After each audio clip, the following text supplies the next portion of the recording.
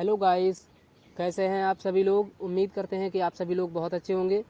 तो गाइस, आज हम आपके लिए जो जो सीरीज़ चला रहे हैं हम अपनी पीछे वाली कि जो हिस्ट्री ख़त्म करने की हमारी जो सीरीज़ है वो आज सीरीज़ का लगभग तीसरी चौथी क्लास है।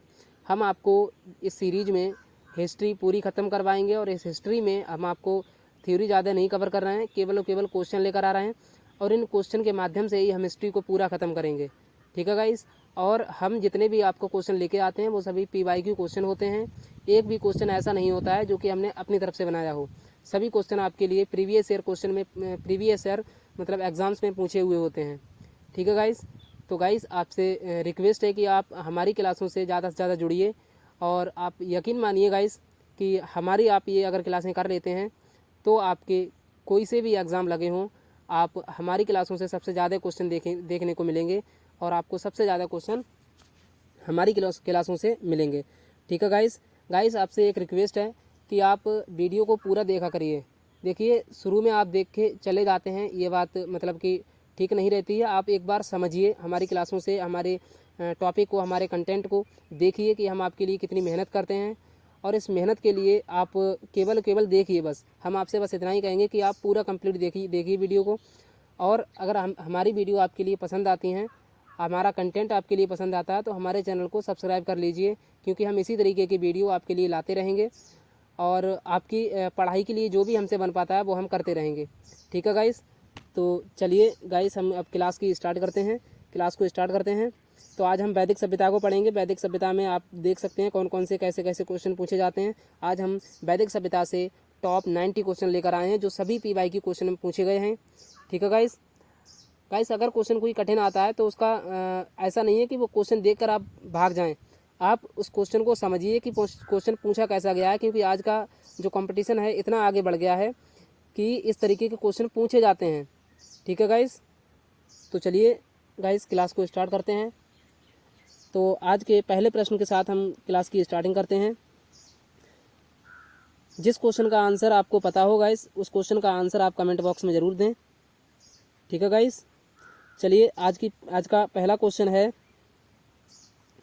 कि पूर्व वैदिक काल या ऋग वैदिक संस्कृति का काल किसे माना जाता है। यानी कि जो पूर्व वैदिक काल था या ऋग वैदिक संस्कृति थी उसका काल कहाँ से कहाँ तक माना जाता है, यानी कि ऋग वैदिक काल कहाँ से कहाँ तक था। तो क्या ऑप्शन नंबर ए है 1500 ईसा पूर्व से 1000 ईसा पूर्व, या ऑप्शन नंबर बी है 1000 ईसा पूर्व से 600 ईसा पूर्व, या ऑप्शन नंबर सी है 600 ईसा पूर्व से 600 ईसा पूर्व, या ऑप्शन नंबर डी है निश्चित नहीं है। तो गाइस, आप इस क्वेश्चन को देख सकते हैं कि RRB CC 2005 में पूछा गया है। गाइस, हमने आपको बताया कि सभी क्वेश्चन PYQ है, तो सभी क्वेश्चन ही PYQ लेकर आए हैं हम आपके लिए। ठीक है गाइस। तो गाइस, इस क्वेश्चन का जो राइट आंसर हो जाएगा वो हो जाएगा ऑप्शन नंबर ए, यानी पूर्व वैदिक काल या ऋग वैदिक काल की हम बात करें तो इसका जो काल था वो 1500 ईसा पूर्व से 1000 ईसा पूर्व था। हम थोड़ी पूर्व वैदिक काल की बात कर लेते हैं। तो पूर्व वैदिक काल को दो भागों में, पूर्व वैदिक काल नहीं था, सॉरी, ये अगर हम वैदिक काल की बात करते हैं, अभी हम वैदिक काल की थोड़ी बात कर लेते हैं, वैदिक काल की। ठीक है गाइस, वैदिक काल की थोड़ी बात कर लेते हैं। वैदिक काल को दो भागों में बांटा गया था। कितने भागों में बांटा गया था? दो भागों में बांटा गया था। एक हमारे थे ऋग्वैदिक काल, ऋग वैदिक काल, ठीक है, ऋग्वैदिक काल था। और उसके बाद इधर हमारा था जो था वो था उत्तर वैदिक काल। क्या था? उत्तर वैदिक काल। ठीक है, उत्तर वैदिक काल था। ऋग्वैदिक काल का जो समय था वो था हमारा 1500 ईसा पूर्व से 1000 ईसा पूर्व। ठीक है गाइस। और जो उत्तर वैदिक काल का जो समय था वो था हमारा 1000 ईसा पूर्व से 600 ईसा पूर्व। ठीक है गाइस। ये अदर फैक्ट जो है हम आपको बताते हैं, ये सभी फैक्ट आपको ध्यान रखना है। ठीक है। तो चलिए आगे बढ़ते हैं आज के अगले क्वेश्चन पर।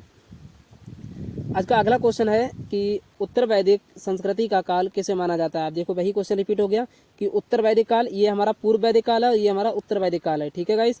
तो उत्तर वैदिक काल की अगर बात करते हैं या उत्तर वैदिक संस्कृति की बात करते हैं तो इसका जो काल था वो हमारा 1000 ईसा पूर्व से 600 ईसा पूर्व था। तो इस क्वेश्चन का राइट आंसर हो जाएगा ऑप्शन नंबर बी, 1000 ईसा पूर्व से 600 ईसा पूर्व।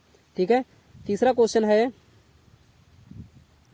आज के तीसरा क्वेश्चन है, हम बात करें तीसरे क्वेश्चन की।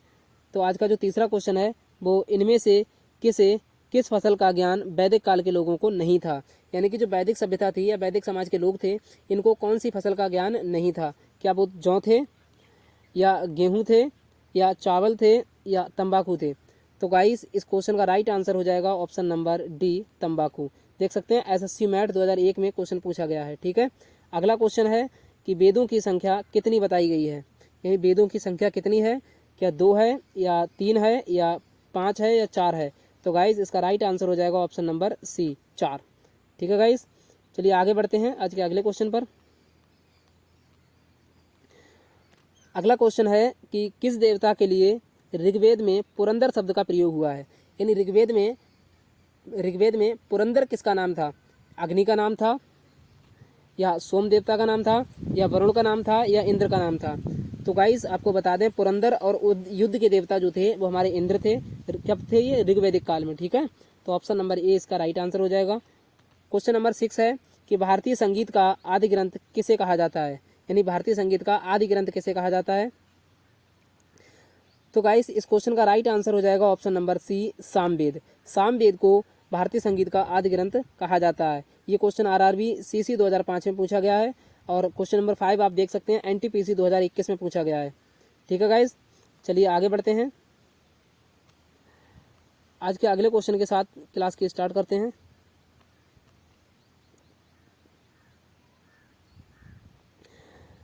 तो अगला क्वेश्चन है, क्वेश्चन नंबर 7 है कि ऋग्वेद में कुल कितने मंडल हैं। ऋग्वेद में मंडल कितने हैं। तो गाइस इसका राइट आंसर हो जाएगा ऑप्शन नंबर ए, 10 मंडल हैं। ऋग्वेद में 10 मंडल हैं। क्वेश्चन नंबर 8 है कि ऋग्वेद में सबसे महत्वपूर्ण तथा सबसे पवित्र नदी कौन सी मानी जाती है। तो इस क्वेश्चन का राइट आंसर हो जाएगा ऑप्शन नंबर ए, सरस्वती नदी को ऋग्वेद में सबसे महत्वपूर्ण और पवित्र नदी मानी जाती है। ठीक है, क्वेश्चन नंबर 9 है कि गोत्र व्यवस्था प्रचलन में कब आई थी। यानी गोत्र व्यवस्था जो है वो प्रचलन में कब आई थी।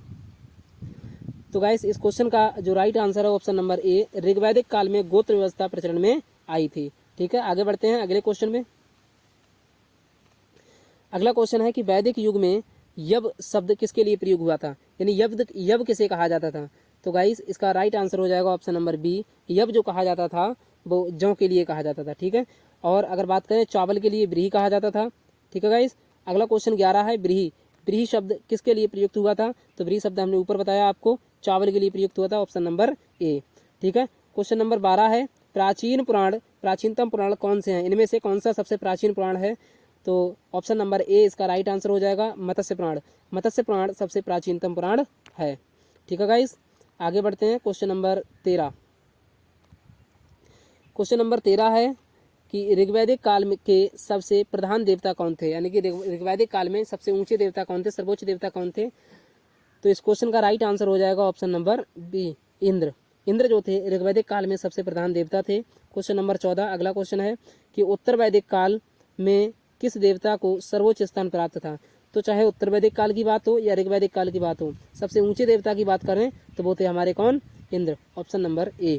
ठीक है गाइस, क्वेश्चन नंबर 15 है कि निम्न में से किसे भारतीय परमाणुवाद का जनक कहा जाता है।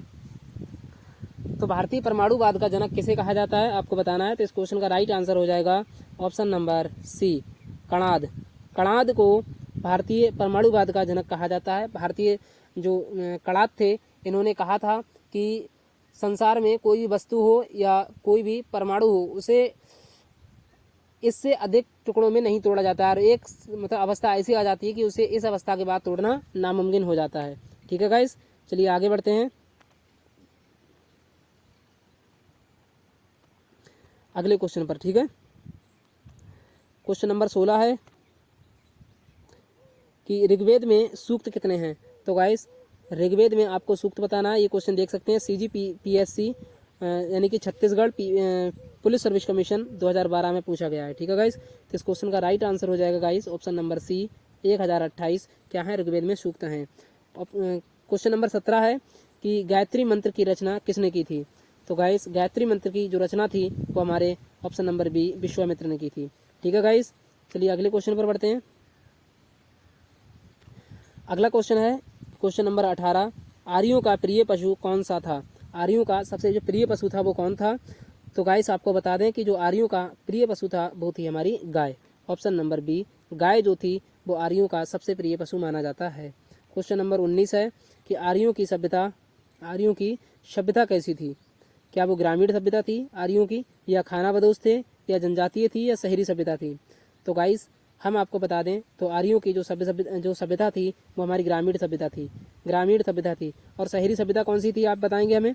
तो शहरी सभ्यता जो थी हमारी वो हमारी सिंधु सभ्यता थी। सिंधु सभ्यता जो थी हमारी शहरी सभ्यता थी। ठीक है गाइस। चलिए अगला क्वेश्चन है क्वेश्चन नंबर 20 कि उपनिषदों की संख्या कितनी है। तो आप सभी लोगों को पता होगा कि उपनिषदों की संख्या कितनी है। तो उपनिषदों की संख्या है 108। ऑप्शन नंबर ए इसका राइट आंसर हो जाएगा। 108 उपनिषदों की संख्या है। आगे बढ़ते हैं गाइस, हमें थोड़ा तेज क्वेश्चन चलाने मतलब कि बताने होंगे क्योंकि हमें काफ़ी क्वेश्चन करने हैं। ठीक है, एक दो क्वेश्चन नहीं है, इसमें कई क्वेश्चन है। अब आपको मिलान करना है इसमें। ठीक है, क्या करना है, मिलान करना है। तो देखिए ऑप्शन नंबर क्वेश्चन ए है कि अथर्ववेद, दूसरा है बी यानी कि ऋग्वेद, ऑप्शन नंबर सी है यजुर्वेद, ऑप्शन नंबर डी है सामवेद। ठीक है, तो देखिए अथर्ववेद का संबंध किससे है आपको बताना है। तो अथर्ववेद का संबंध हम बात करें तो अथर्ववेद का जो संबंध है वो है हमारा ऑप्शन नंबर 3 ये 3 यानी कि औषधियों से संबंधित है। और ऋग्वेद का संबंध हमारा किससे है। तो ऋग्वेद का जो संबंध है वो ईश्वर की यानी कि सबसे पहले हम जो देख लेते हैं जो हमें याद है। ठीक है गाइस, तो सामवेद का संबंध किससे है तो आपको पता है संगीत से है, ऑप्शन नंबर 4। और यजुर्वेद का संबंध किससे है तो यजुर्वेद का संबंध बलिदान और विधि से है। ठीक है, और ये ऋग्वेद का संबंध किससे है, ईश्वर की महिमा से है। तो गाइस अब इसी तरीके से हम मिलान कर लेते हैं। देखो पहले का 3 होना चाहिए, फर्स्ट का 3 ऑप्शन नंबर ए में दे रखा है और ऑप्शन नंबर डी में दे रखा है। देखते हैं इनमें से कौन सा ऑप्शन सही होता है। ऋग्वेद का संबंध ईश्वर की महिमा से यानी कि ए ऑप्शन सही है, एक लगाना है। तो एक इसमें है ऑप्शन नंबर बी में, अर्थात इस क्वेश्चन का राइट आंसर जो हो जाएगा ऑप्शन नंबर ए हो जाएगा। ठीक है, क्योंकि सी यजुर्वेद है, सी का कौन से 2 से है तो सी का 2 है, और डी का क्या है 4 है तो डी का 4 है, तो ऑप्शन नंबर ए इसका राइट आंसर हो जाएगा। ठीक है गाइस, चलिए अगले क्वेश्चन पर बढ़ते हैं गाइस। क्वेश्चन नंबर 22 है कि उपनिषद काल के राजा अश्वपति कहाँ के शासक थे। जो उपनिषद काल में राजा थे अश्वपति वो कहाँ के शासक थे। क्या वो काशी के शासक थे, या वो पांचाल के शासक थे, या वो कैकेयी के शासक थे, या वो विदेह के शासक थे। गाइस आप देख सकते हैं ये क्वेश्चन यूपीपीसीएस प्री 1999 में पूछा गया है। ठीक है, तो गाइस इस क्वेश्चन का राइट आंसर हो जाएगा ऑप्शन नंबर बी कैकेयी, यानी कि उपनिषद काल के जो राजा थे अश्वपति ये हमारे कैकेयी के शासक थे उस समय। ठीक है, आगे बढ़ते हैं। अगला क्वेश्चन है कि निम्नलिखित में से वैदिक साहित्य का सही क्रम कौन सा है। तो क्या ऑप्शन नंबर ए है। तो गाइस आपने सही बताया कि इस क्वेश्चन का राइट आंसर हो जाएगा ऑप्शन नंबर ए। देखो सबसे पहले वैदिक संहिताएं आई, वैदिक संहिताएं के बाद ब्राह्मण आए, ब्राह्मणों ने किसकी आरण्यक की रचना की, आरण्यक से मिलकर क्या बने उपनिषद बने। ठीक है, तो इस क्वेश्चन का राइट आंसर हो जाएगा ऑप्शन नंबर ए। अगला क्वेश्चन है क्वेश्चन नंबर 24 कि आरंभिक वैदिक साहित्य में सर्वाधिक वर्णित नदी कौन सी है। यानी कि जो वैदिक साहित्य था आरंभ में इसमें सबसे अधिक वर्णित नदी कौन सी थी। तो गाइस इस क्वेश्चन का राइट आंसर हो जाएगा ऑप्शन नंबर सी सरस्वती नदी। ठीक है, आप देख सकते हैं ये question IAS Indian administrative service pre 1996 का पूछा हुआ है। ठीक है गाइस, तो क्वेश्चन नंबर 25 है कि वैदिक नदी अश्विनी की पहचान निम्नांकित नदियों में से एक के साथ की जाती है। यानी कि अश्विनी का वर्तमान में नाम क्या है, अश्विनी का क्योंकि ये प्राचीन नाम दे रखा है नदी का, तो अश्विनी का अभी वर्तमान में नाम क्या है। तो क्या वो व्यास नाम है अश्विनी का, या चिनाव है, या रावी है, या झेलम है। तो गाइस आपको बता दें जो अश्विनी का जो वर्तमान में नाम है वो है चिनाव। ठीक है, चिनाव नदी का जो पुराना नाम है प्राचीन नाम है वो क्या है अश्विनी है। व्यास का पुराना नाम है विपाशा, क्या है विपाशा, आपको याद रखना है। रावी का है परशुणी, झेलम का है सदानीरा, झेलम का कौन सा है सदानीरा है। ठीक है गाइस, चलिए आगे बढ़ते हैं। ये क्वेश्चन यूपीपीसीएस GIC 2010 में पूछा गया था। आगे बढ़ते हैं। आज का अगला क्वेश्चन है क्वेश्चन नंबर 26 कि ऋग्वेद में निम्नलिखित किन नदियों का उल्लेख अफगानिस्तान के साथ आर्यों के संबंध का सूचक है। यानी कि इनमें से अफगानिस्तान के साथ संबंधों का सूचक कौन सा है जो आर्यों के साथ दर्शाती हैं। तो गाइस इस क्वेश्चन का राइट आंसर हो जाएगा ऑप्शन नंबर सी कुभा और क्रमू। कुभा और क्रमू ऐसी नदियां हैं जो अफगानिस्तान के साथ आर्यों के संबंध को दर्शाती हैं। ठीक है गाइस, और कुभा और क्रमू ये कहाँ की नदियां हैं तो ये अफगानिस्तान के काबुल की नदियां हैं। ठीक है गाइस, आगे बढ़ते हैं आज के क्वेश्चन नंबर 27 पर। क्वेश्चन नंबर 27 है कि गोपद ब्राह्मण ग्रंथ संबंधित है। यानी कि जो गोपद ब्राह्मण ग्रंथ है ये किसका है। ये यजुर्वेद से संबंधित है, ऋग्वेद से संबंधित है, सामवेद से संबंधित है या अथर्ववेद से संबंधित है। तो गाइस ये जो गोपद ब्राह्मण ग्रंथ है ये गोपद हमारा अथर्ववेद का ब्राह्मण ग्रंथ है। ठीक है, तो अथर्ववेद का ब्राह्मण ग्रंथ कौन सा है? गोपद ब्राह्मण ग्रंथ है। ऑप्शन नंबर सी इसका राइट आंसर हो जाएगा। क्वेश्चन नंबर 28 है कि ऋग्वेद का कौन सा मंडल पूर्णतः सोम देवता को समर्पित है? यानी ऋग्वेद का कौन सा ऐसा मंडल है जो पूर्णतः सोम देवता को समर्पित है? क्या ये 7वां मंडल है या 8वां मंडल है या 9वां मंडल है या 10वां मंडल है?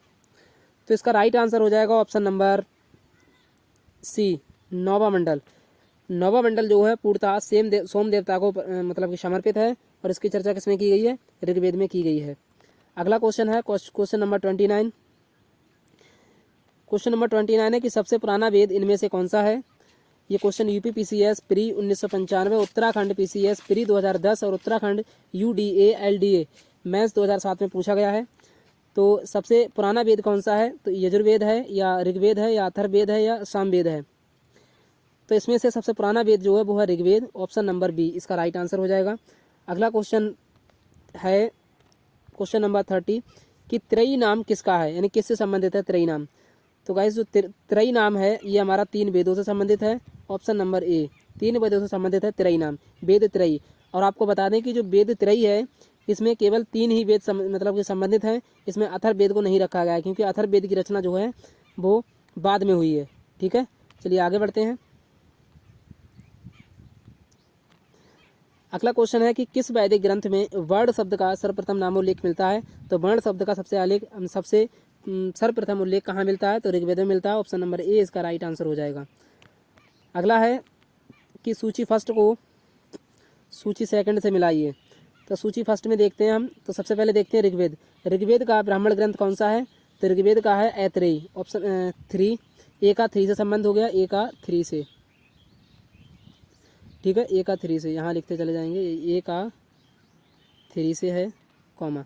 बी देखते हैं सामवेद, और सामवेद का कौन सा है? पंचविश है। ठीक है, बी का 4 है। आगे देखते हैं सी अथर्ववेद। अथर्ववेद का कौन सा है? तो अथर्ववेद का गोपद है, ए। ठीक है, अथर्ववेद का किससे? गोपद का, यानी कि अथर्ववेद का जो ब्राह्मण ग्रंथ है वो कौन सा है? गोपद है। तो सी का हो जाएगा 1। और डी बात करें तो यजुर्वेद। यजुर्वेद का संबंध किससे है? शतपथ से है। शतपथ किसका है? यजुर्वेद का ब्राह्मण ग्रंथ है। ठीक है, तो डी का कौन सा हो जाएगा? 2 हो जाएगा, डी का 2। तो देखते हैं 3 4 1 2। ठीक है, 34 12 देखते हैं किसमें है।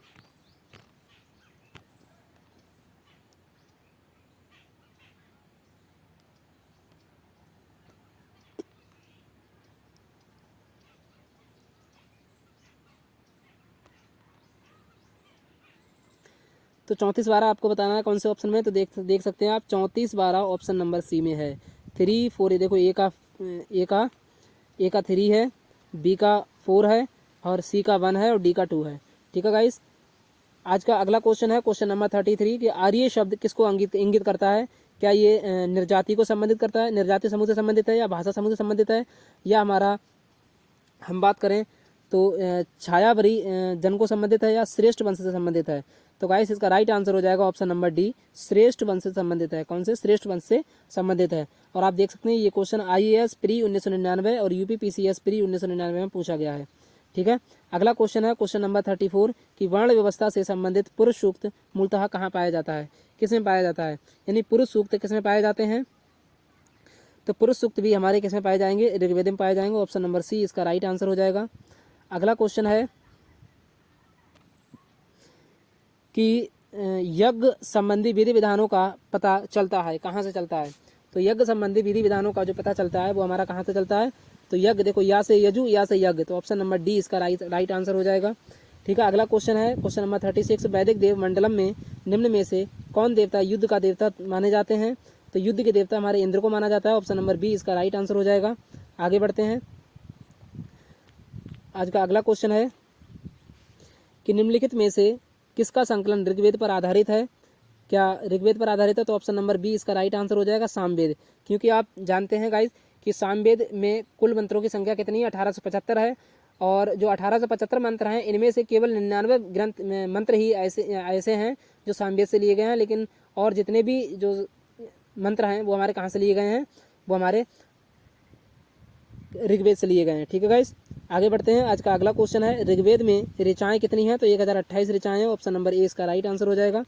आगे बढ़ते हैं, सूची 1 को सूची 2 से मिलाइए।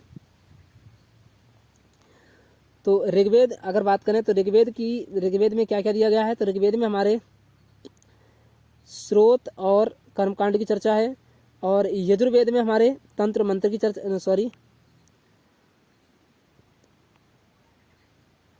तो ऋग्वेद का हमारा जो संबंध है ऑप्शन नंबर 4 स्रोत एवं प्रार्थनाओं से है, और सामवेद का जो है वो संगीतमय स्रोत हैं। ठीक है गाइस, और यजुर्वेद की बात करते हैं, यजुर्वेद की, तो ये हमारे हैं स्रोत और कर्मकांड, और अथर्ववेद की बात करते हैं तो तंत्र मंत्र और एवं वशीकरण। ठीक है, तो आप देख सकते हैं ए का डी से है यानी कि 4 आ गया, और बी का 2 से है तो 2 आ गया, और 3 का हमारा 1 से है तो 1 आ गया, और डी का हमारा 3 से है तो 3 आ गया।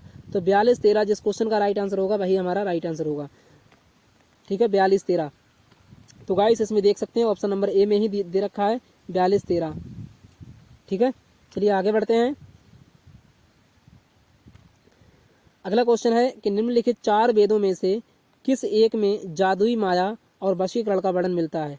तो जादुई माया और वशीकरण का संबंध किससे मिलता है, तो गाइस इसका राइट आंसर हो जाएगा ऑप्शन नंबर सी, जादुई वशीकरण और ज्योतिष, इस सब का संबंध किससे है, अथर्ववेद से है। ठीक है गाइस, आगे बढ़ते हैं आज के अगले क्वेश्चन पर।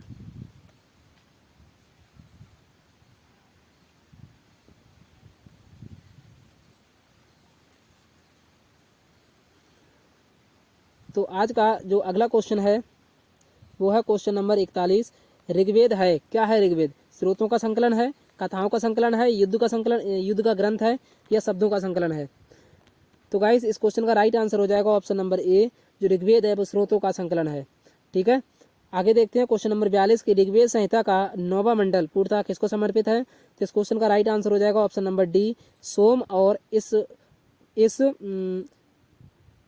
इस पर नामकृत देवता के लिए। ठीक है, आगे बढ़ते हैं।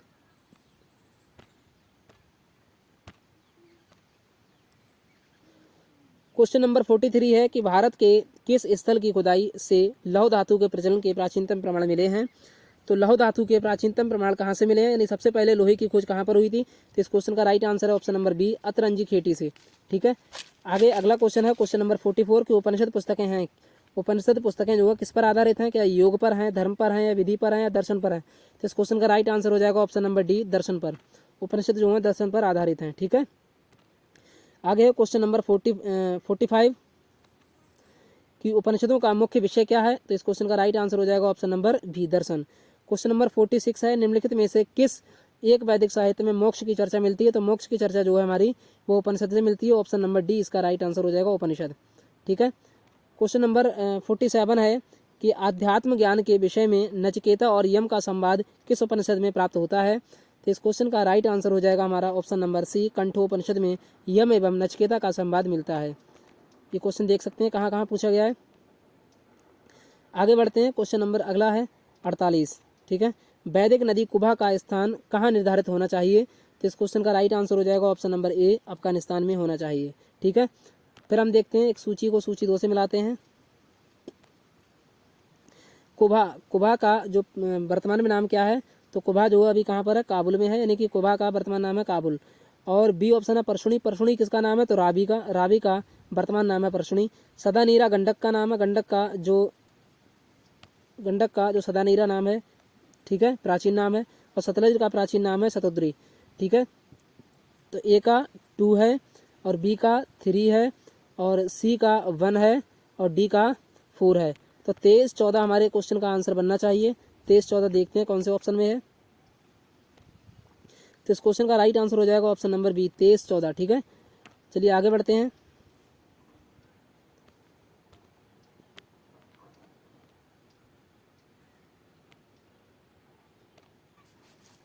अगला क्वेश्चन है क्वेश्चन नंबर 50 कि निम्नलिखित में से कौन सी प्रथा चतुष्ट वेदोत्तर काल में प्रचलित हुई थी।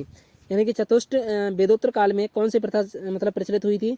तो इस क्वेश्चन का राइट आंसर हो जाएगा ऑप्शन नंबर सी, ब्रह्मचर्य, गृहस्थाश्रम और वानप्रस्थ और संन्यास आश्रम। ठीक है, जो ब्रह्मचर्य था वो था हमारा 5 से 25 वर्ष तक का, 5 से 25 वर्ष तक का ब्रह्मचर्य था। गृहस्थ जीवन हमें 25 से 50 तक बिताना चाहिए। और वानप्रस्थ हमारा 50 से 75 था, 50 से 75 मतलब वानप्रस्थ था। और संन्यास जो था 75 से प्लस था, 75 से 100 वर्षों तक हम कहाँ रहें, संन्यास में रहें। ठीक है गाइस, आगे बढ़ते हैं। आज का अगला क्वेश्चन है क्वेश्चन नंबर 51। ऋग्वेद काल में जनता निम्न में से मुख्यतः किस में विश्वास करती थी? यानी ऋग्वेद काल में जनता जो है किस में विश्वास करती थी? क्या मूर्ति में करती थी, मूर्ति पूजा में, या देवी की पूजा में, या एकेश्वरवाद में, या बलि एवं कर्मकांड में? तो इस क्वेश्चन का राइट आंसर हो जाएगा ऑप्शन नंबर डी, बलि एवं कर्मकांड में ऋग्वेद काल में जनता विश्वास करती थी। आगे बढ़ते हैं। क्वेश्चन नंबर अगला है कि 14वीं सदी ईसा पूर्व का एक अभिलेख जिसमें वैदिक देवताओं का वर्णन मिलता है कहाँ से प्राप्त हुई है? तो ये बोंगज कोई से प्राप्त हुई है, ऑप्शन नंबर बी इसका राइट आंसर है। ठीक है, आगे बढ़ते हैं। आज का अगला क्वेश्चन है क्वेश्चन नंबर 53 कि प्रसिद्ध दशराजाओं का युद्ध किस नदी के तट पर लड़ा गया था? तो जो दशरथ के युद्ध हुआ था ये किस नदी पर हुआ था? तो इस क्वेश्चन का राइट आंसर हो जाएगा ऑप्शन नंबर डी, परशुनी। आपको बताना है कि परशुनी नदी का जो वर्तमान में नाम है वो क्या है। ठीक है, ये आपको कमेंट में करना है कि परशुनी नदी का जो वर्तमान में नाम है वो क्या है। ठीक है, आगे बढ़ते हैं।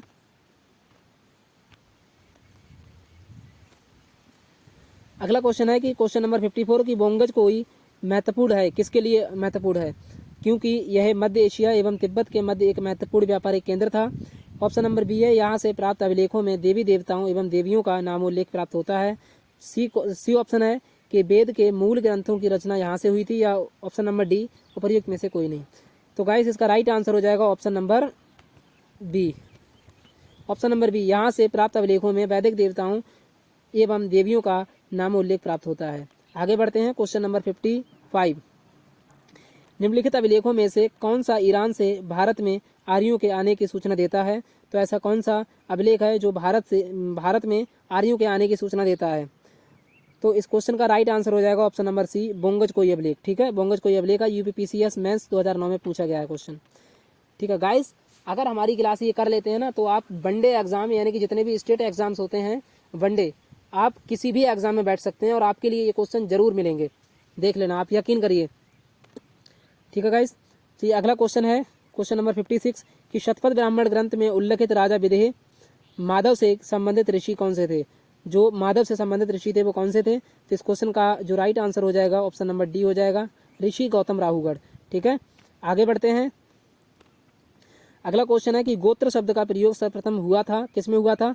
तो गाइस ये क्वेश्चन देख सकते हैं यूपीपीसीएस मेंस 2005 में पूछा गया है। तो इस क्वेश्चन का राइट आंसर हो जाएगा ऑप्शन नंबर बी, ऋग्वेद में। गोत्र शब्द का प्रयोग सबसे पहले ऋग्वेद में हुआ था। ठीक है, आगे बढ़ते हैं अगले क्वेश्चन पर। क्वेश्चन नंबर 58 है, पूर्व वैदिक आर्यों का धर्म प्रमुखता था, यानी कि जो पूर्व वैदिक आर्य थे इनका धर्म क्या था मुख्य रूप से? तो इस क्वेश्चन का राइट आंसर हो जाएगा ऑप्शन नंबर डी, प्रकृति पूजा और भक्ति। ये प्रकृति की पूजा करते थे, नहीं सॉरी वेरी सॉरी, इस क्वेश्चन का राइट आंसर होगा ऑप्शन नंबर सी, ये प्रकृति पूजा करते थे और यज्ञ करते थे। ठीक है गाइस, चलिए आगे बढ़ते हैं। आज का अगला क्वेश्चन है क्वेश्चन नंबर 59 कि ऋग्वैदिक जो धर्म था वो किस पर आधारित था, यानी कि क्या था?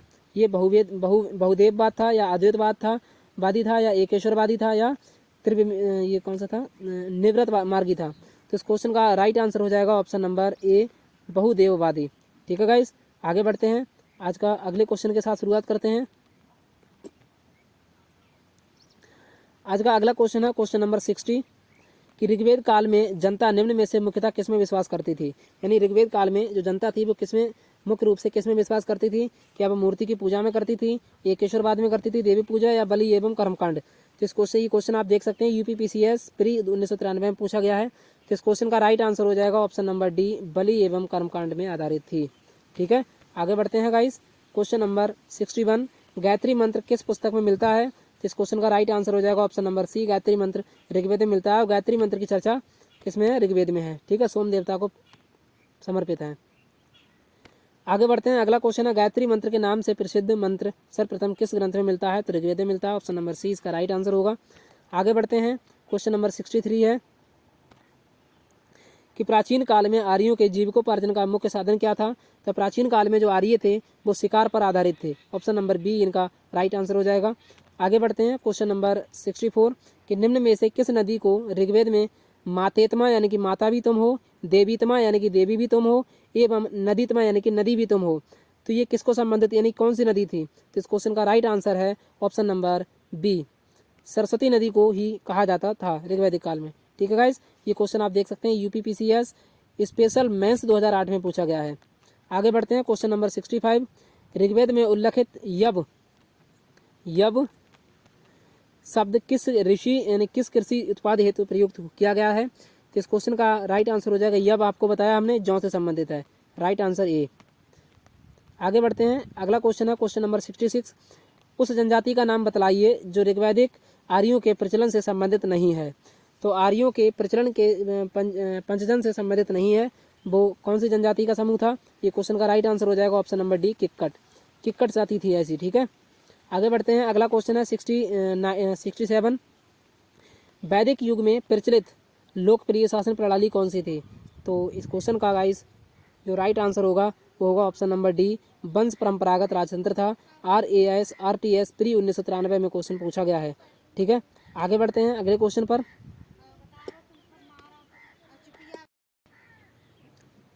अगला क्वेश्चन है आज का कि वैदिक युगीन सभा यानी वैदिक युगीन सभा जो थी वो क्या थी? यानी गांवों के व्यावसायिक लोगों की संस्था थी, या राज दरबार होता था, या मंत्री परिषद थी, या राज्य के समस्त लोगों की एक राष्ट्रीय सभा होती थी?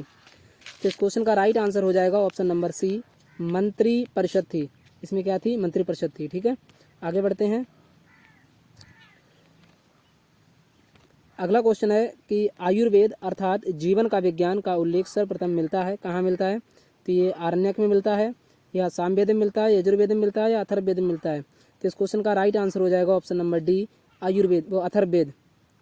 ठीक है, अगला क्वेश्चन है कि सर्वाधिक ऋग्वैदिक सूक्त समर्पित हैं, यानी कि सबसे ज़्यादा जो मंत्र हैं ऋग्वेद में वो किसको समर्पित हैं? तो इस क्वेश्चन का राइट आंसर हो जाएगा ऑप्शन नंबर बी, इंद्र को समर्पित हैं। ठीक है, आगे बढ़ते हैं अगले क्वेश्चन पर। आज का अगला क्वेश्चन है कि ऋग्वेद में सर्वाधिक संख्या में मंत्र समर्पित हैं, किसको समर्पित हैं? तो इस क्वेश्चन का जो राइट आंसर हो जाएगा ऑप्शन नंबर ए, अग्नि को समर्पित हैं। ठीक है, क्योंकि इंद्र को सबसे अधिक है, 250 बार इंद्र की चर्चा है, और 200 बार किसकी? अग्नि की चर्चा है। ठीक है, अगर इसमें इंद्र होता ऑप्शन में तो इंद्र लगा देते, लेकिन इसमें इंद्र नहीं है, इसलिए हमें क्या लगाना होगा? अग्नि। आगे बढ़ते हैं, अगला क्वेश्चन है निम्नलिखित में से किसे ऋग्वेद में युद्ध देवता समझा जाता था, यानी कि युद्ध का देवता और पुरंदर किसे कहा जाता था? तो ये कहा जाता था इंद्र जी को। ठीक है, ऑप्शन नंबर बी इसका राइट आंसर होगा। अगला क्वेश्चन है कि निम्नलिखित में से पूर्व वैदिक आर्यों का सर्वाधिक लोकप्रिय देवता कौन थे? यानी निम्नलिखित में से जो पूर्व वैदिक आर्यों का जो सर्वाधिक लोकप्रिय देवता थे वो कौन थे? तो इस क्वेश्चन का राइट आंसर हो जाएगा ऑप्शन नंबर डी, इंद्र देवता थे वो। ठीक है, आगे बढ़ते हैं, क्वेश्चन नंबर 74 है कि संस्कारों की कुल संख्या कितनी है? तो संस्कारों की जो कुल संख्या बताई गई है वो 16 बताई गई है, ऑप्शन नंबर डी इसका राइट आंसर होगा। ठीक है, आगे बढ़ते हैं, आज का अगला क्वेश्चन है सत्यमेव जयते शब्द कहाँ से लिया गया है? तो सत्यमेव जयते जो शब्द है वो हमारा मुंडकोपनिषद से लिया गया है। ठीक है, आगे बढ़ते हैं, आज का अगला क्वेश्चन है कि गायत्री मंत्र की रचना किसने की थी? तो गायत्री मंत्र की रचना जो है हमारी वो विश्वामित्र ने की थी, ऑप्शन नंबर बी। ठीक है, आगे बढ़ते हैं, अगला क्वेश्चन है कि प्राणों की संख्या कितनी बताई गई है? तो प्राणों की संख्या जो है 18 है, ऑप्शन नंबर बी इसका राइट आंसर होगा। आगे बढ़ते हैं कि श्रीमद्भागवत गीता मौलिक रूप में किस भाषा में लिखी गई थी? ठीक है, जो भागवत गीता थी वो मौलिक रूप से यानी कि सबसे पहले किस भाषा में लिखी गई थी? तो इस क्वेश्चन का राइट आंसर हो जाएगा ऑप्शन नंबर ए, संस्कृत भाषा में लिखी गई थी। ठीक है गाइस, आगे बढ़ते हैं, क्वेश्चन नंबर 79 कि महाभारत मूलतः किस रूप में जानी जाती थी? महाभारत मूलतः किस रूप में जानी जाती थी? तो इस क्वेश्चन का राइट आंसर हो जाएगा ऑप्शन नंबर डी, जय संहिता। यानी कि महाभारत का जो पुराना नाम था वो क्या था? जय संहिता था। ठीक है, आगे बढ़ते हैं क्वेश्चन नंबर 80 पर। क्वेश्चन नंबर 80 है कि हिंदू पौराणिक कथा के अनुसार समुद्र मंथन हेतु किस सर्प ने रस्सी के रूप में स्वयं को प्रस्तुत किया था? तो इस क्वेश्चन का जो राइट आंसर होगा गाइस ऑप्शन नंबर बी होगा, वासुकी। ठीक है, आगे बढ़ते हैं, अगला क्वेश्चन है आज का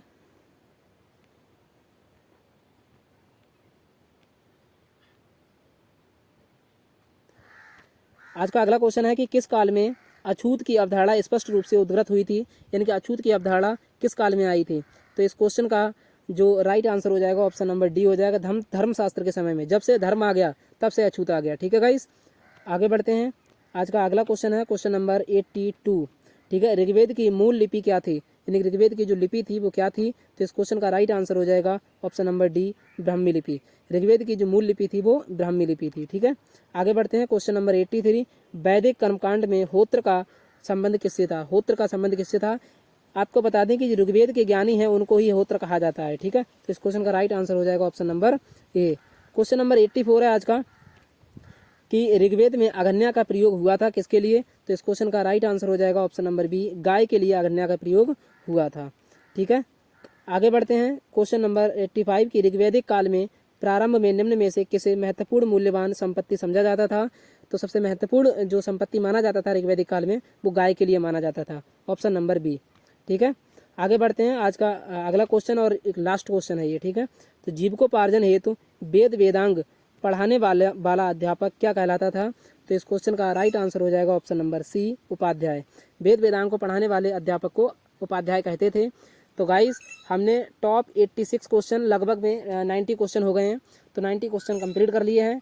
गाइस आप सभी से रिक्वेस्ट है कि अगर हमारी वीडियो आपको पसंद आए तो हमारे वीडियो को लाइक करें और ज़्यादा से ज़्यादा वीडियो को शेयर करें और हमारे चैनल को सब्सक्राइब जरूर कर लीजिए, क्योंकि हम इसी तरीके की वीडियो आपके लिए लाते रहेंगे और लाते रहेंगे। ठीक है गाइस, हमें इसी तरीके से पूरी हिस्ट्री को ख़त्म करना है, इसी तरीके से टॉपिक वाइज टॉपिक हम आपके लिए प्रीवियस ईयर क्वेश्चन लाते रहेंगे।